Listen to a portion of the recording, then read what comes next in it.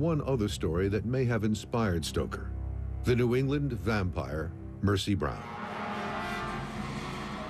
She died 5 years before Dracula was published.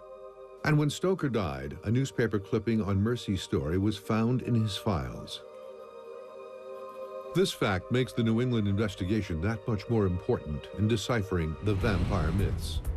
And the best clues could come from the bones of J.B., which now lay deep in the archives of the National Museum of Health and Medicine in Washington, D.C., part of the Armed Forces Institute of Pathology. J.B. got to the collections after the excavation of the family cemetery in a town in Connecticut. The folklore surrounding J.B.'s remains in the way that he was found in his gravesite, where the bones were moved around after his death. If the bones reveal that J.B. was somehow abnormal, it could help answer once and for all whether vampires are an undeniable fact or a fanciful work of fiction.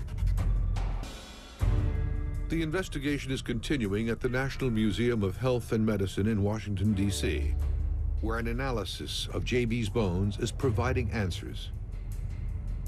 Curator Franklin Damon explains how an aberration in his skeletal structure indicates J.B. most likely died of consumption. He has a thickening of the ribs. Thickening of the ribs is one generally accepted pathway by which tuberculosis can affect the skeleton. So like Mercy Brown, J.B. was also a victim of tuberculosis. And judging from the thickness of the ribs, J.B. was sick for a very long time. Well, one reason why tuberculosis affects the skeleton, it's a disease that can take a long time for a person to die from this disease.